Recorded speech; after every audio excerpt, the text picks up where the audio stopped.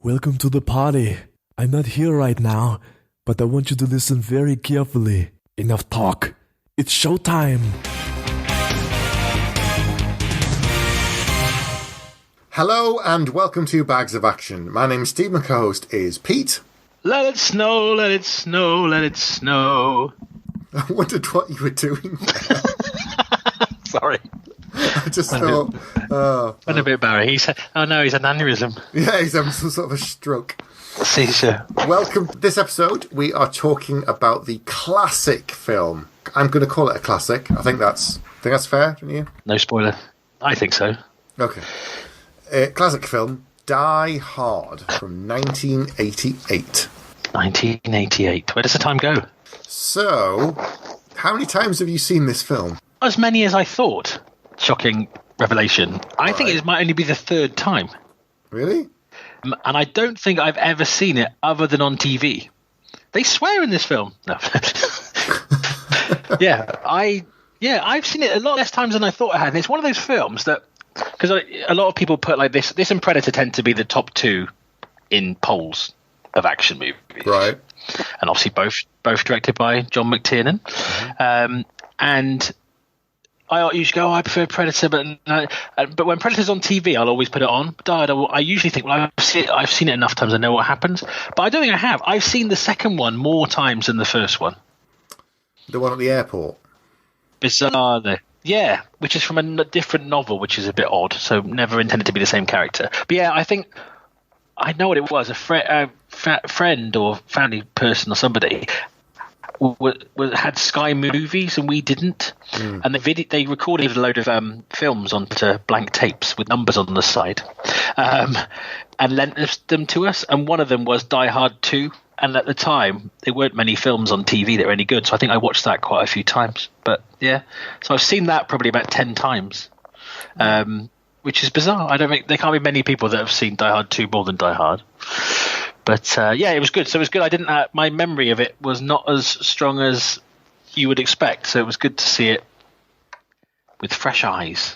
Yeah. Okay. How about you? I've probably seen it 10 or 11 times, I think, over the years. I'd forgotten that it was based upon a novel. I didn't realise that at all. For some reason, maybe it's because the way it starts and the Christmas thing and all the rest of it, I thought it was a Shane Black film. Black. Yeah. Yeah, it does. It does have a Shane Black feel, despite it not being one. Yeah. It's Stephen D'Souza. Yes, your mate. Almost as good as Sven-Ollie Thornton. Keeps cropping up. Stephen D'Souza's well known. He's one of in terms of box office. Yes. He's one of the highest ever for screenwriting. He's written a lot of screenplays. Yes. Some good. Die Hard, 48 Hours. Yep. Running Man. Yep. Things like that. Yeah. Some bad. Judge Dredd, the 95 film. Boy. One of the Tomb Raider films, I think, and Street Fighter. Yeah, see, now we're just scraping the barrel. Yeah, I don't know. Maybe he did better with some of the older properties rather than some of the really new ones. But anyway, yeah. So I've seen it probably maybe 10 or 11 times. Okay. I've seen the second one a few times, and the third one. Oh, I'm not actually struggling. What's the third one about? The third one is Samuel Jackson running across town. Oh, yeah, that one's not as good. I've seen that twice. I've seen the fourth one once and regretted it. Is that one with his son? That's the fifth one I've not seen and I will not see. So what's the fourth one? Because I think 4.0 is the fourth one is, I can't even remember. That's how forgettable it is. Hang on, let's have a look. See what the synopsis says. It's got two names: Live Free or Die Hard. It's his daughter. Or it's also known as Die Hard 4.0. Just see who are these people? It says. Yeah. Timothy Olyphant. That's right. Some kind of super hacker. I like him. Going to crash a hacking thing. The system thing and steal money and all that kind of thing. That's right. And his daughter is in it. Yeah. Yeah. I didn't like it. Lucy McLean, played by Mary Elizabeth Winstead. Yeah, I didn't like it. I don't really remember much. It's got a 7.2 on IMDb, which is surprisingly high. I mean, she was brilliant in Cloverfield Lane. But yeah, anyway. So yeah, I think they go downhill. They really do. Oh, look, yeah. Kevin Smith was in the fourth one. Oh dear. There you go. And I haven't actually watched the fifth one. No, and I haven't. And I've heard such bad things. It's like it's been on Film 4 quite a few times. It's like, nah. Okay. And watching this again made me wish it was a standalone film. I don't know. The second one is good. Second one is good, but it's can the same stuff happen to the same guy more than once? 5 times so far. He says, like, you're a curse. Just, get out of my way. I wouldn't go anywhere with John McClane. It's like, is it you? Is it me? No, it is. It's you. It's always you. There's always stuff going on around you. It is. He's terrible. I'd forgotten how slow it starts in some ways at the beginning. There's a lot. Well, yeah, there's like a lot of kind of set up stuff. There's things with the party. There's the guy on the plane, which we all know about. Fish with your toes. Fish with your toes. I've put here 17 minutes in. Off we go. So there's 17 minutes of setup. I think. But I think in a 2-hour film, that's quite long. By modern. No, in Olympus Has Fallen, everyone was dead by then. But yeah, no. No, there's this thing called characterization that films used to do. What? And ridiculous. This does that, making you care about the people in the film before they shoot someone. Amazing, I know. Who'd have thought it? It made me remember how much because do you used to watch Moonlighting? No, not really. See, that was my favourite show at the time, and this was now people go from TV to film quite quickly, and people go back from film back into TV. Yeah. But I remember, like, Tom Selleck was just like the whole thing, wasn't it? Tom Selleck could never quite break out of TV because you couldn't make that leap. Yeah. Obviously, had he been cast as Indiana Jones, he would have done. But that was all the thing that you couldn't do that leap. And Bruce Willis was kind of the first TV breakout star, sort of maybe before Woody Harrelson was the first person to go be a big TV star and then become a huge movie star. But yeah, I loved him in Moonlighting, and there are elements of that kind of cocky smugness here, but he's also very human. But it made me wish he was in better films, because I think since Expendables and Red, he just seems to be doing more low budget. They can't be that low budget if they can afford him, but lower budget, like really kind of random films, which is a shame, because I think he's very good. I think he can be when he tries and when he can be asked. But I think about this sometimes, not very often, to be honest, because I think I've got better things to think about. But when you get to that kind of level where you've made 30, 40, 50 films, and they give you a stack of money, it's a lot of money by most people's standards, but by them, it's like it's money. So what are they doing it for? They're not paying their mortgage because they've paid all that off. Are they paying off their ex-wives? That he's got business interests because he's got money in Planet Hollywood. He's probably got money in his fingers in other pies that he's invested in things. So you would think most actors struggle to get to the point where they can actually pick and choose projects. They take what they can until they get to a certain level, and then they get a bit more selective. But then you get to people like him, and you think, why? Why did he do that? Is he got, is he being gouged that much by various people that he just has to get money, or you know what I mean? I just think, I don't know. I said, maybe. I mean, it could be just love of the craft and enjoys making films, or he doesn't necessarily look like. He doesn't anymore. He doesn't look like. Yeah, true. And he's not a great interview anymore either. But you just kind of think at this point, if you hate it that much and you don't like any of it, and you've got enough money, sell off the 12 houses, go and live in the woods as a lumberjack, and disappear. And then in 20 years' time, if you think, you know what am I doing in a film? You come back, people will be like, ooh, not seen him, he's different. He's actually engaged with the craft again. Just go and live under the boardwalk. Oh, God. That's what he should do. Down by the sea. Yeah. You remember his album? Vaguely. He had a singing career, briefly, for a while as well. Yeah. I don't know. I just get the feeling there aren't particularly that many good parts anymore. What we'd benefit from is like a proper drama, I think, and just playing someone a bit out of character. It's always he's becoming that kind of. But then he's in 12 Monkeys and he's amazing in that film. He needs something like that again. That was really incredible. Yeah. It was just. I mean, he did Sin City, and I'm going to say it just. And then he did a sequel. It was very just. He did. He was quite good in Looper. I enjoyed him in that. That was 5 years ago. Yeah. Since then, he's done. He was good in. I liked him in the Red films as well. Yes, he was good in the first one.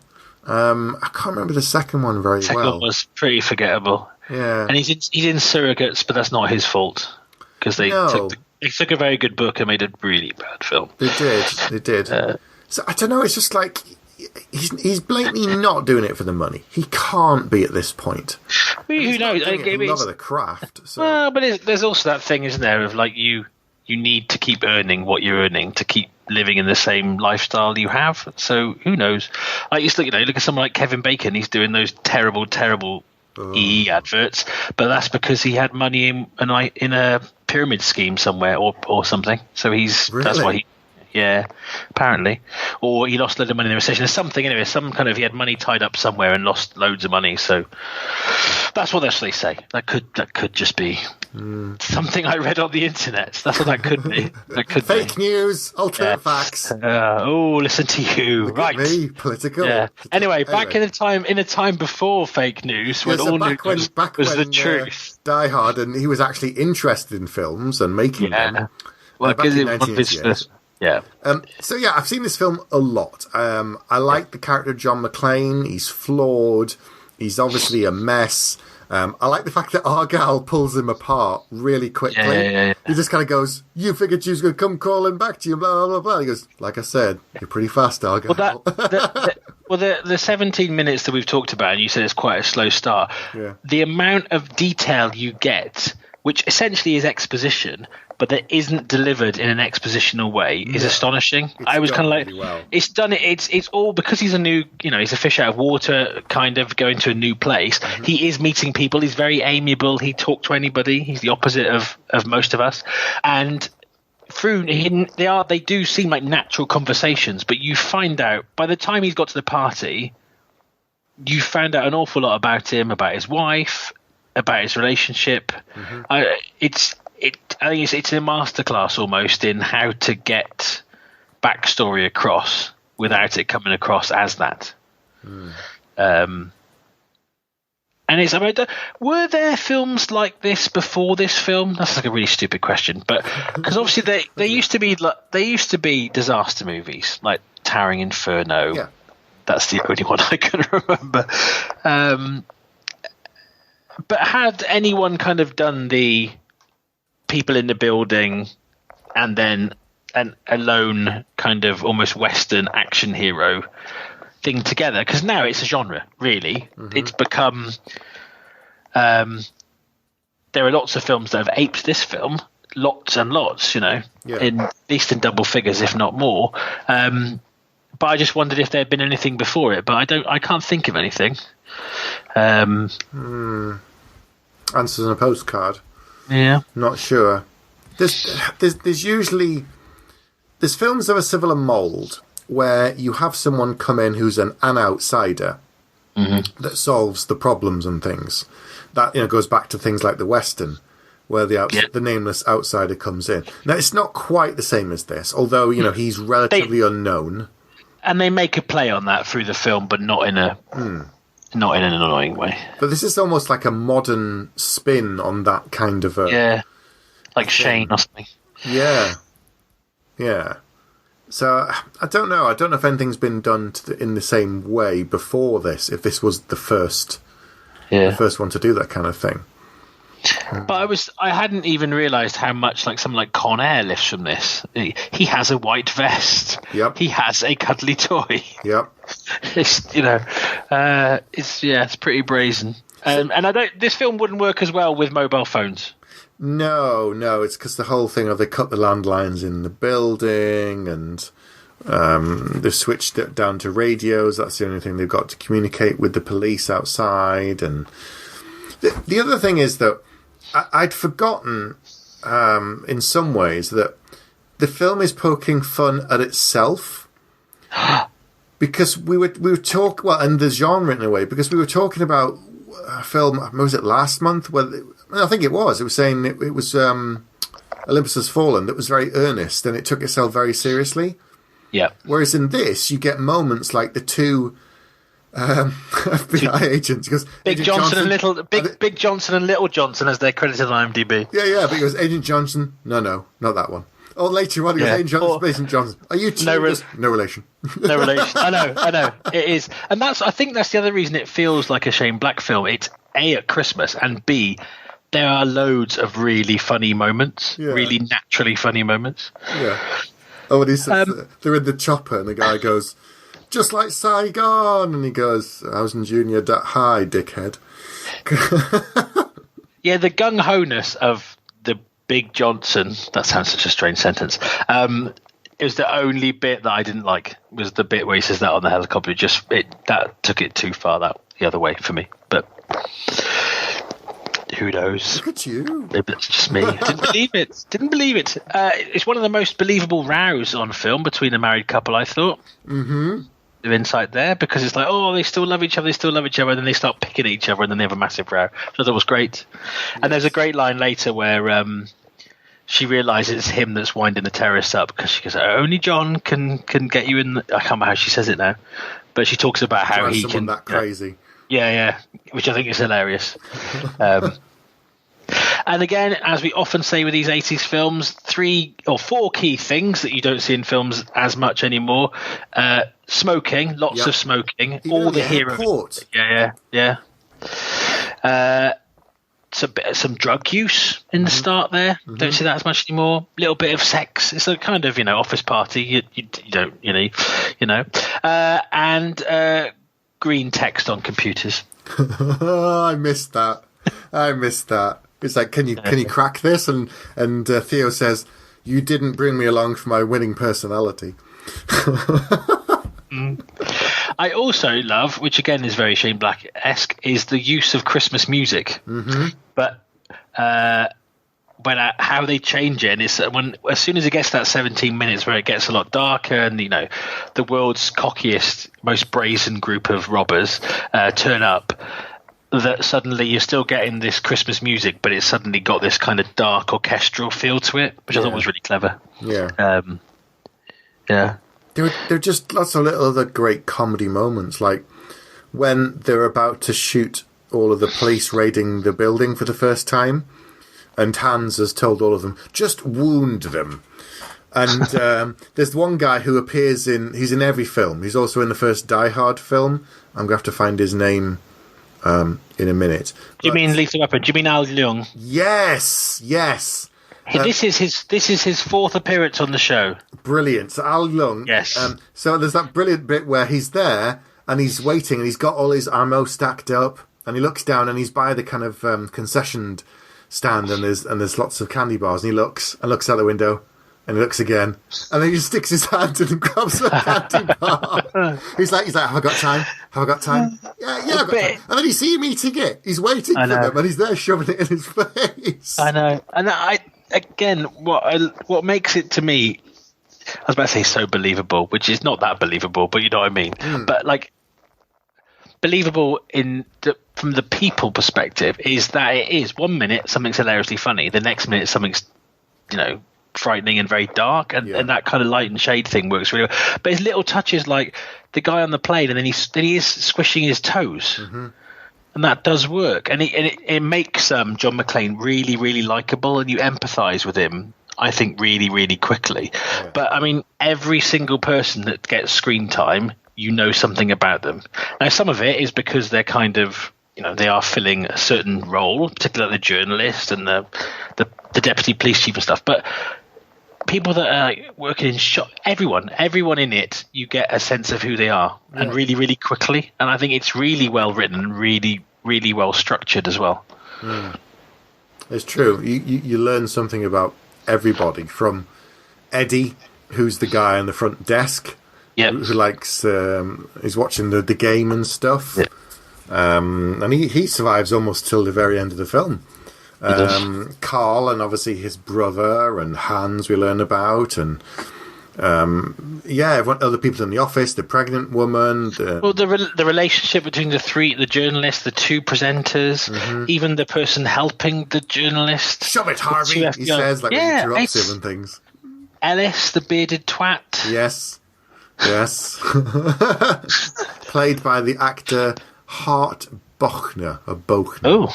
There you go, from Toronto. Yeah. There you go. And I remembered Alan Rickman's German accent being better than this. Did you?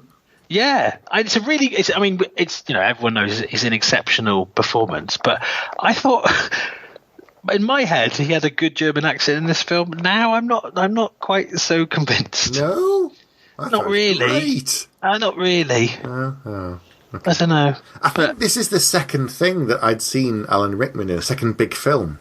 Prince of Thieves was his first, was it? Well, I think it's the first big I think I'd seen him in British things beforehand, but this was like his first big kind of breakout. I think these were the two that put him on the map in America. Yeah, because let's look back through his career. And I suddenly keep...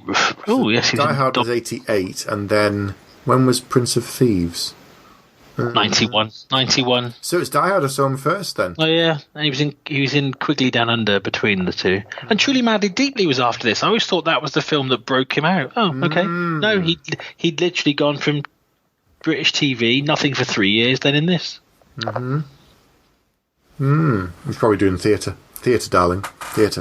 I vaguely remember him in Smiley's People, but I'm showing my age, and I don't think I should have been watching that at that age. Anyway. Yes, and then of course using things wonderful films like Galaxy Quest. Yes. by the Sons of Warvan. Grabthar's hammer. So I thought he was brilliant in this. It was a total stand-up performance, and it's the little things that he does as well. Like when they're in the lift and he's talking to Takagi, and he goes, "Nice suit, Savile Row. I have two." He's just... That's very similar to his accent. Thanks, it's great, I've been practicing. But it's just little touches, like he says, it's a lovely suit, it'd be a shame to ruin it. And he doesn't threaten him as in, I'm going to blow your brains out, blah, and shout at him. He just says that, and you know what he means. And he doesn't go over the top like some of the other characters are a lot more over the top. They are. Like Carl. But I love the bit where he pretends to be a hostage. Yes, Bill. I'd forgotten that, and that works really well. And the fact that you think that, he's giving him a gun, but he knew all along, and it's just like, it's just cleverly done. Yeah. Cleverly done. I mean, a thing I noticed through the film is, like, I'm sure there's a term for it, about kind of rising something, but the tension builds all the time. And every time you meet a new character, they make things worse. Yes. But it's all very natural. So, the journalist is, as soon as you meet the journalist, that at some point he's going to cock everything up. The police, the deputy police chief, the FBI guys. It's just basically, it is John McClane against everything and everybody, apart from the few decent. And there's almost a class thing to it in a way, because it's like the blue collar good guys and the white collar kind of making loads of mistakes in a way. But yeah, it's but even things like the cop's wife being pregnant, it's the little character details that impressed me. I mean, the action I'd remembered was brilliant, and it is the fighting and the gunplay and just the tension, the claustrophobia and stuff. But it's the character stuff that really took me by surprise, because I'd forgotten about it. Yeah. Really. Sad news. So the actor who played Carl, Alexander Godunov from Russia, because I saw him first in things like The Money Pit and Witness. Right. That was in, and then he was in Die Hard. He died in 1995, and he was only 45 at the time. Gosh. But in this, he plays the sort of very angry and macho and violent Carl after his brother is killed, and he's got a vendetta against McClane. They keep going after him. There's a lot of men with perms. Have you noticed? A lot of big hair. Yeah, so he's got big hair. There's another guy that looks like he's from White Snake, who gets shot. There's another guy who's got kind of tight curled perm. Another one looks like he's from Roxette. So it's just of that era, but there's a lot of hairspray. I think they're just it's late. They're meant to be late 80s Germans. Yeah. Although, like as you said, he's Russian. Rickman's obviously English. Yeah. Or was English as well. I wonder if anyone German is actually in the film. Possibly not. They're probably playing Americans. Probably. The final irony. And of course, Reginald VelJohnson, who's playing Sergeant Al Powell. He's great. He's fantastic. I like the fact that they even brought him back for like the second one. Well, quite a few of the cast came back for the second one. Like, Richard Thornburg, who's played by William Atherton, who is the reporter. The reporter who's in Ghostbusters as well, isn't he? And he comes back as well, which does push it even further. Like, oh look, the same thing happened. Oh, the same people got to be there. But their friendship is really believable, even though it's all done over. They hug at the end, and it's just, he's in Ray Donovan. Okay, that's where I've seen him again. Your mate. Yeah. He's still in one of your favourite shows. Yeah. Reginald. He was in the short film A Die Hard Christmas Party with Reginald VelJohnson from 2013. Oh, brilliant! I think we should do that next. I don't see why not. That looks brilliant. It's directed by John McKay. Is it? And written by John McKay. Yeah, that's brilliant. Anyway, so that their relationship is believable. I like his character. There again, he's flawed. Even though he's McClane's lifeline out there, you find out about him. Like he says, the way you drive, I figured you were from the street. And he says, in my youth. And then he sort of says, well, what did you do? What did you run over your captain's foot? And you find out about his tragic story. That he killed a kid, and so he didn't want to do it. So he sticks behind a desk. His first kid's on the way. McClane's got 2 kids. So they're bonding in a very human way. Yeah. And you've got the awful chief of police going, "We're all covered in glass down here." I know.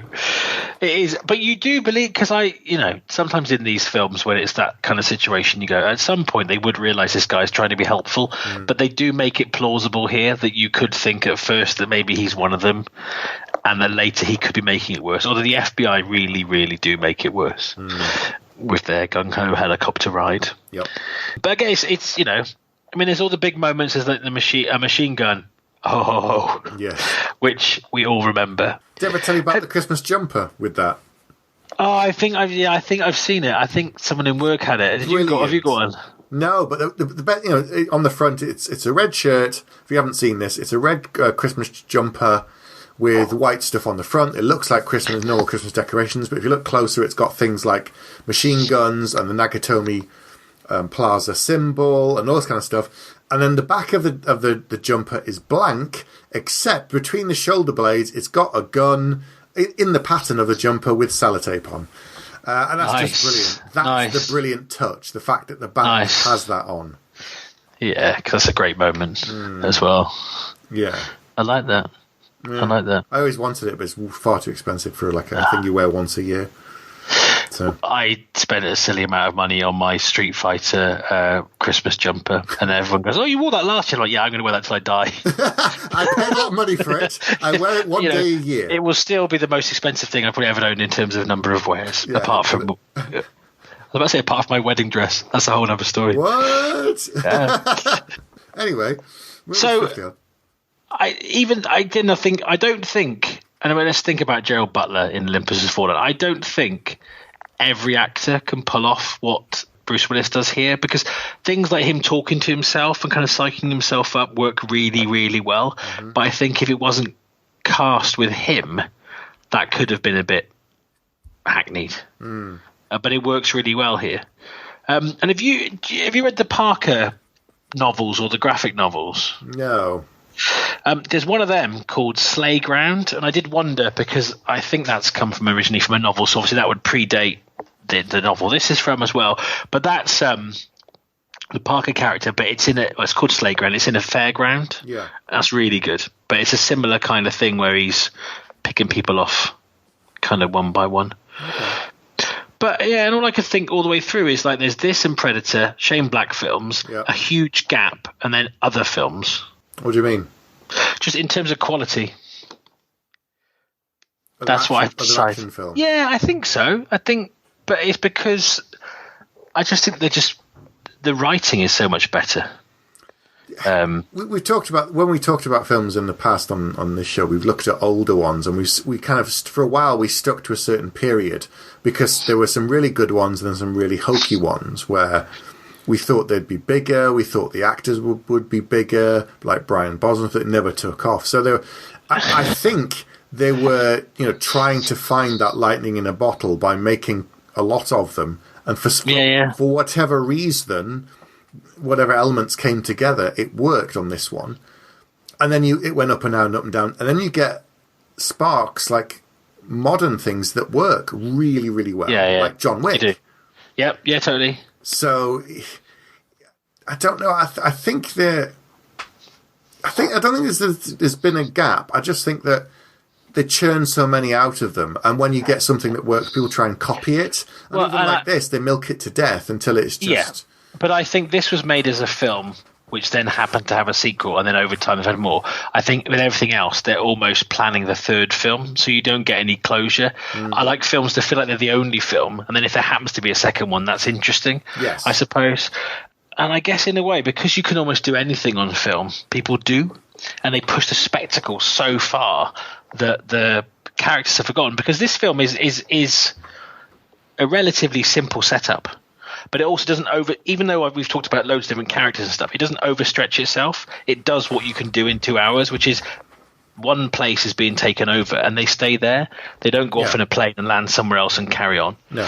And that's what makes it neat. And I think maybe we should talk about it because what in this genre of Die Hard clones, what's your probably next favourite after this that isn't actually a Die Hard film? Well, there's a lone guy fighting against the odds. And maybe talking to people on a headset type thing. It sounds like you got something in mind. I do for mine. Go on. Under Siege is probably my next favourite after this. See, I was never a big fan of that. I mean, Seagal, in his youth, when he wasn't the size of 7 men, was quite good at martial arts. And I used to enjoy it when he kicked arse a lot. I like some of the Chuck Norris ones. See, I can't get... I struggle with Chuck Norris. I'd have to go back to think about it. So like Lone Wolf McQuaid, would that be one? I don't know. I don't think I've seen that one. Some of the American... Is it American Ninja that he did? No, that's Michael Dudikoff. So what the ones that he did then? Hang on, let me look up. Anyway, I'd have to go back, I think, to something like, a Van Damme film or... so the Van Damme film that's close to this is Sudden Death. Which is Die Hard in a... Because in the Die Hard in a genre. Yes. So Die Hard in a hockey stadium, that was. But Under Siege would be my strongest. My week, there's a film we haven't covered ever, and maybe we should, maybe we shouldn't. But if I tell you what I think of it, maybe it will spoil the fact that we might. No, go on. Which I think is one of the most, if not the most overrated action film of all time. Controversial, go on. Which is Die Hard on a Bus.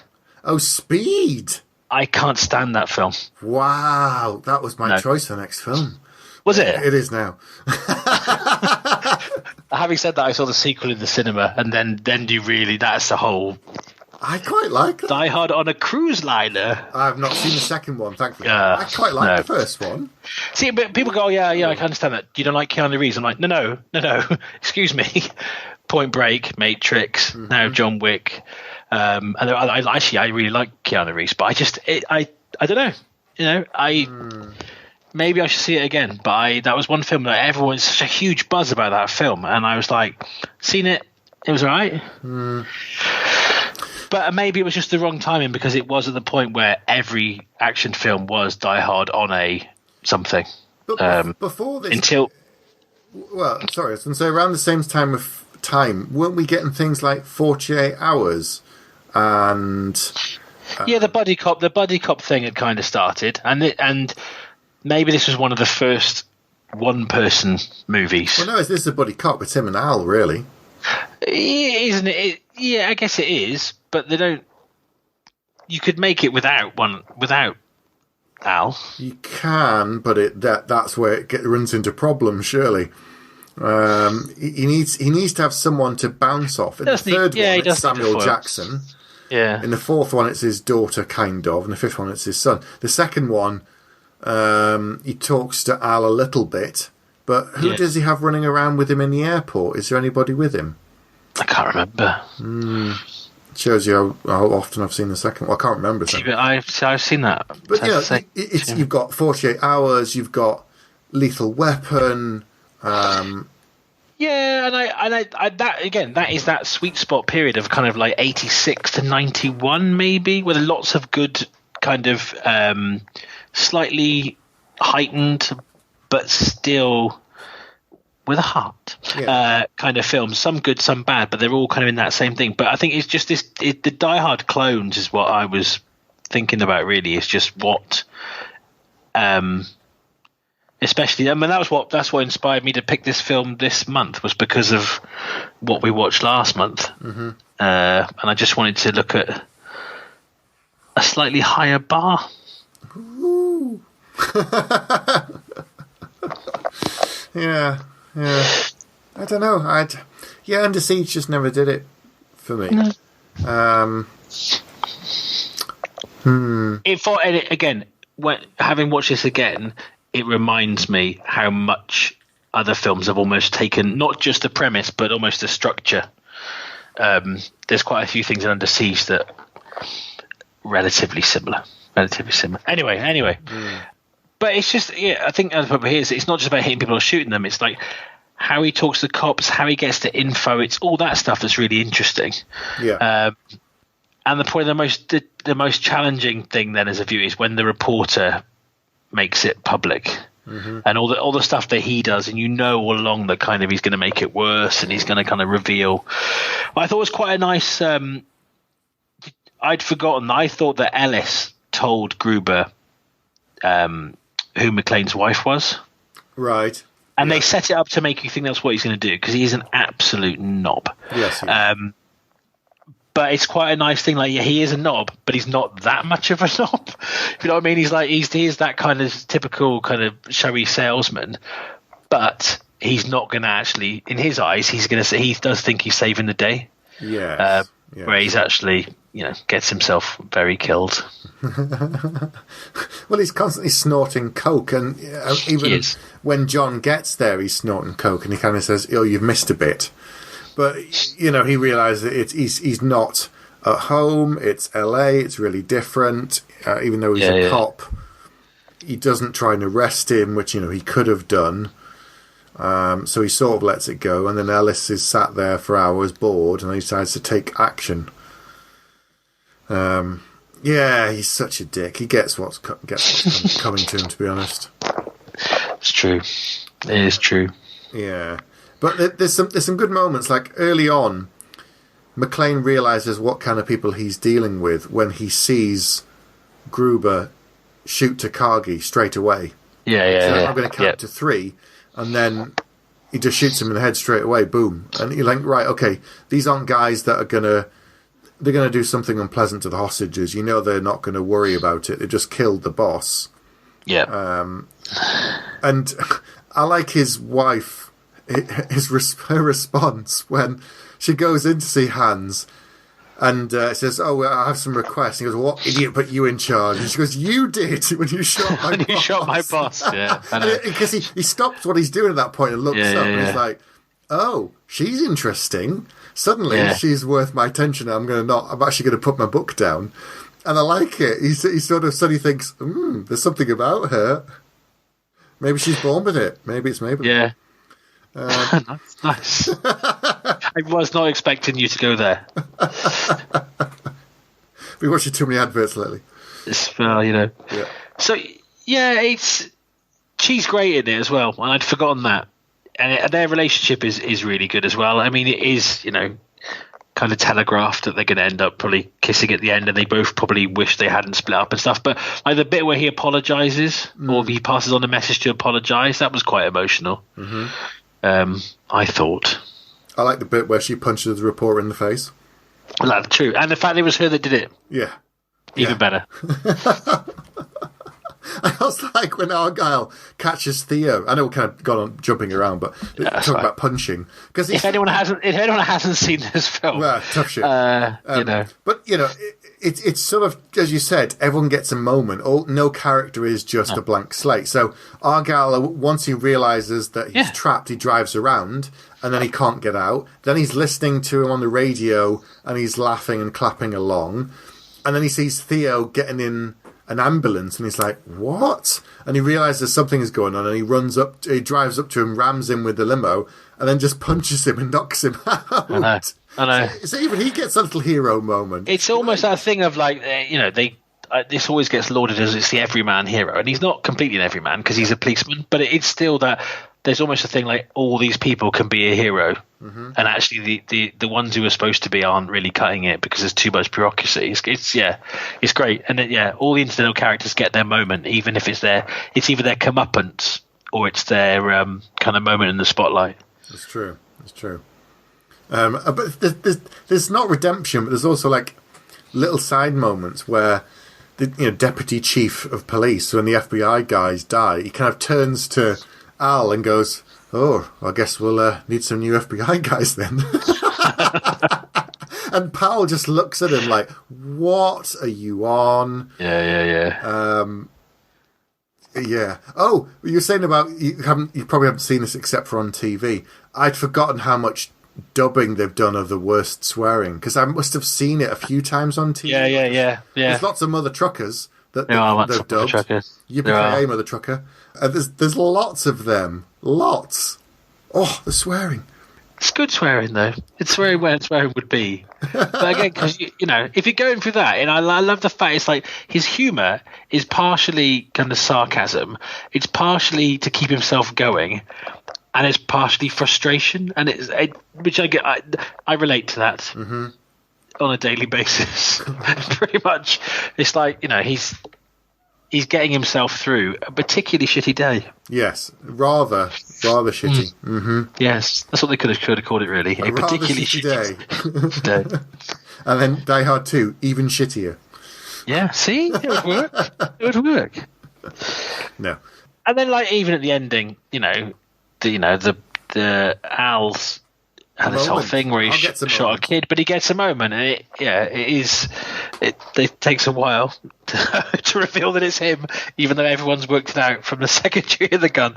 But it's a good moment. It's a nice moment. The hug that they have is a great moment. It's like, and even little things like the fact that she's not using his name and she's gone back to her maiden name. At first you think, that's been done purely to show that there's a distance between them and she's got this new job and they've split up.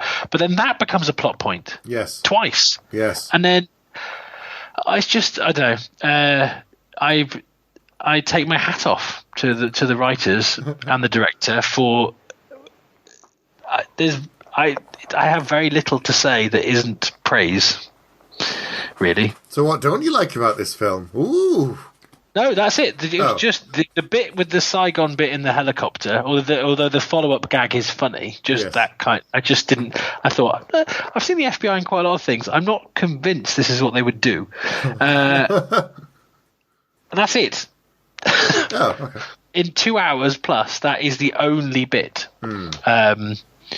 So that's, I think, 123 things less than Olympus Has Fallen. Wow, you're not letting that go, are you? It's a month on and you're still going on about it. Because, right, if there is a genre called Die Hard Ine or One, whatever. Yes. And that's one of the reasons I wanted to watch this again, was to kind of go, okay, so it's very similar to this, but it's very similar to this with all the good bits taken out. But it just follows, I don't know. Dial a Die Hard. That's what I'm going to call it. I don't know. Die Hard. Wow. Okay. Yeah. So we're talking about green screens and stuff and the computers and things. Yeah. If this had been made like 10 years later, I mean, by the time you get to Die Hard 4, 4 is the one with the hacking and Timothy Olyphant. Yeah, 2000s. It's so far beyond the fact that you have to get a cipher, you have to get Justin Long in, who's like 20, to explain things to John. To tell him what's actually happening. Whereas in this, he doesn't really do anything with the computers. He knows, I'm sure he probably uses it in his job, but it's not the plot point.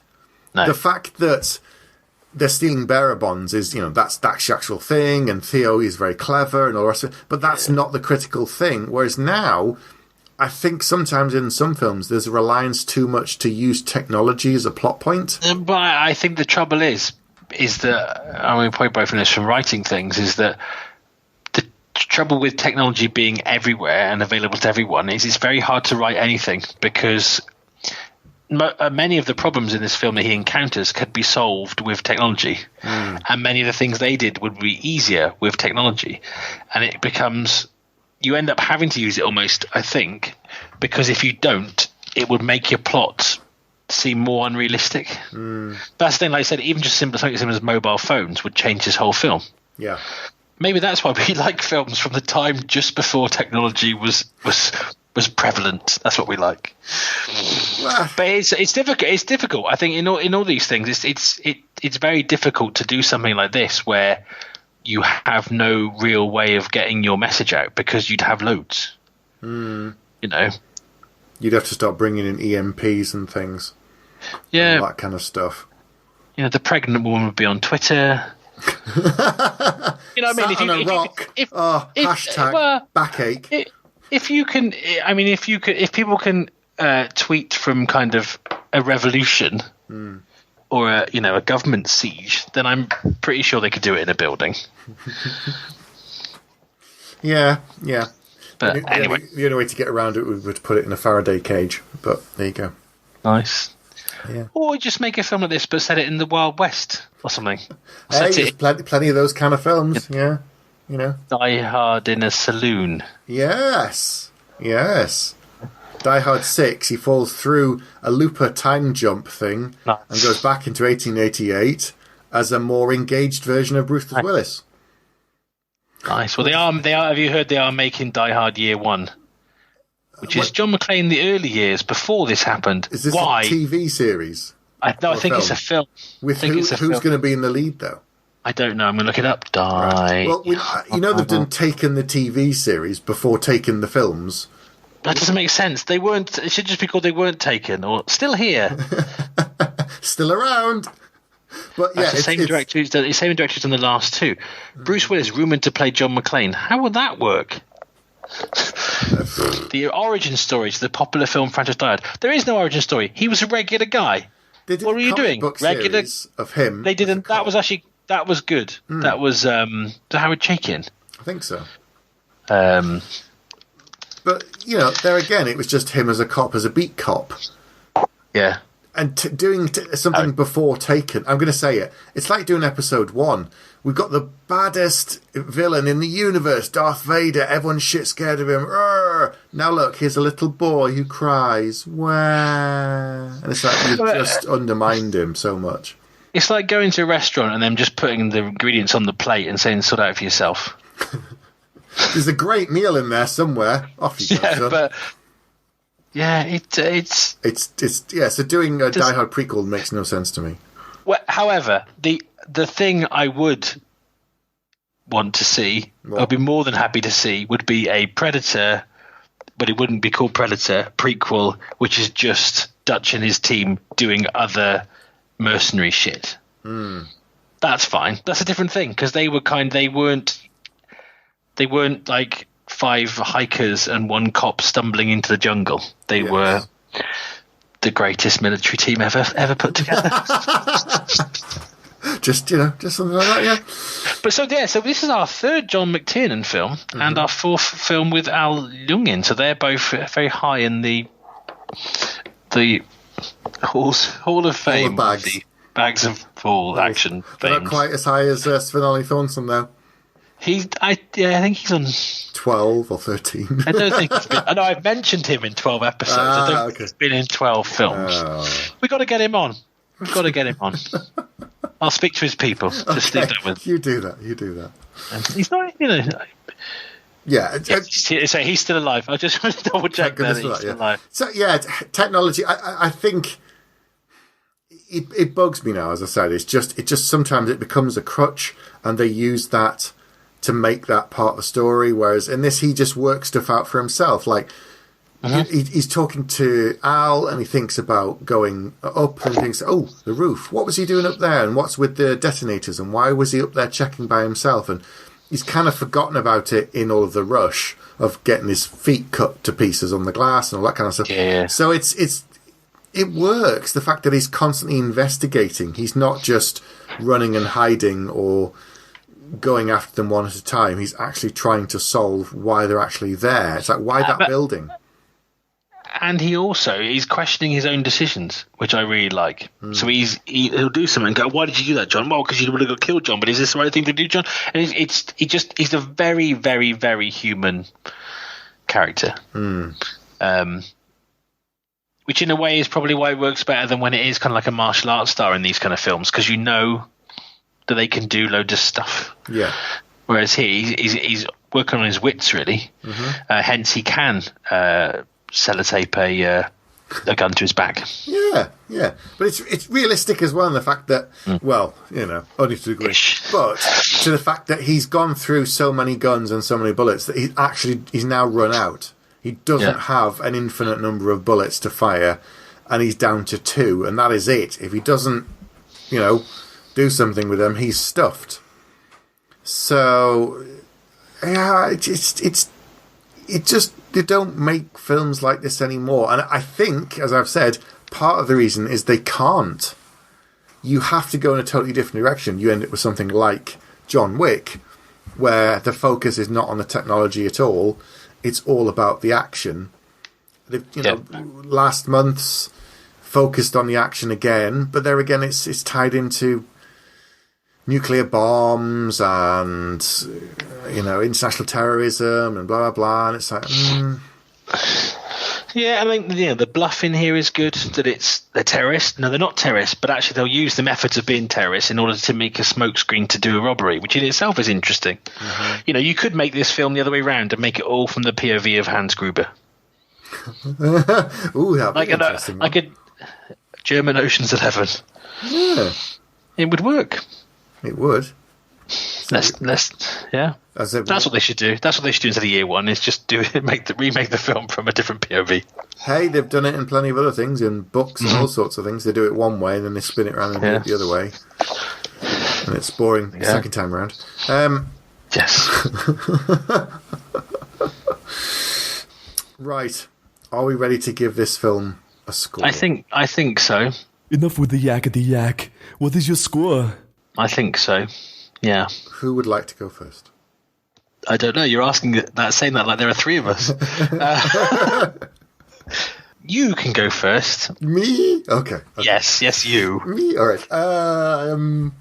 So it had been a while since I've watched this film, even though I've watched it many, many times. I'd forgotten some of the comedy moments, and they still made me laugh.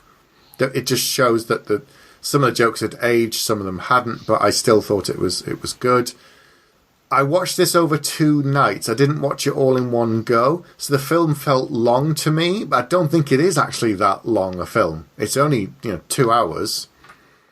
I enjoyed it. I laughed. I enjoyed the action. He was really good. I can't really find anything at fault. That joke didn't bother me, the one that bothered you. I just really, really liked it. It was really, really fun. And you can see why they wanted to do more. And why, because it was so popular and it did so well at the box office and things. But yeah, I think I'd like to pretend there was just 2 films and then there weren't any more after that. That would be great. Yeah. So I can't. Yeah, I'm going to have to give it 5 bags because there isn't anything that I can say. Oh, they should have done this. I should have done that. And there's minor quibbles, very minor, but nothing that wouldn't warrant me giving it 5 bags. Okay. I haven't really hidden any of my feelings during this. It's even better than I remember, and I'm glad in a way that I haven't seen it as many times as most people have, because I got to see it almost. It felt like I was watching it for the first time, although it wasn't. I think the script is perfect. I think the structure's perfect. The casting is perfect. John McTiernan, legendary man. I think it's like, people do, whenever you see these polls, I said it earlier, they always ends up with Predator or Die Hard, and Die Hard always wins. And I've always been like Predator, but I almost think they sit next to each other, and I guess it is the same director, but it's almost like one is the perfect team action film, one is the perfect solo/duo action film, and I don't think maybe something like Lethal Weapon comes close to being on a par. But if I could give it 6 bags... Ooh, you can't. I would, but I'd say it's a 5 bags, but it's as flawless as Predator in a different way. So yeah, that's. We're done with Die Hard. Have you seen it? If not, what are you doing? Why not? Why are you? What the hell are you listening to this show? Yeah, what's wrong with you? God, what's wrong? Anyway, good stuff. So that's it for this episode. We'll be back, and it's good night and safe journey. Everyone. Happy bags. Happy trails. You have been listening to Bags of Action. No bullshit. You'd better stick around for the next episode, because if you're lying, I'll be back.